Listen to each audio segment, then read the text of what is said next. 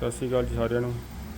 आज 575 DI tractor आया ਸੀ ਆਪਣੇ ਕੋਲ महिंद्रा। ਉਹਨੂੰ पावर स्टीयरिंग ਕੀਤਾ जी ਆਪਾਂ। डबल पंप लाया जी, ओरिजिनल जैक है जी।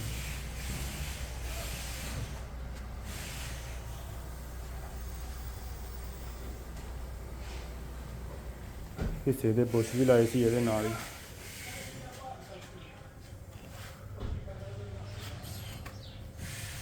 थले आर्मी डोर लाया जी नवा, डैनफोर्स का आर्मी डोर लगेगा।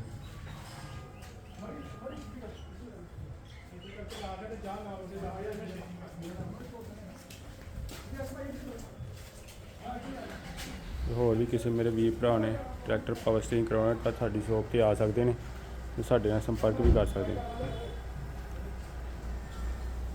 साडा एड्रैस है जी अंबरसर दी दुकान बटाला, नियर फुहारा चौंक। धन्नवाद।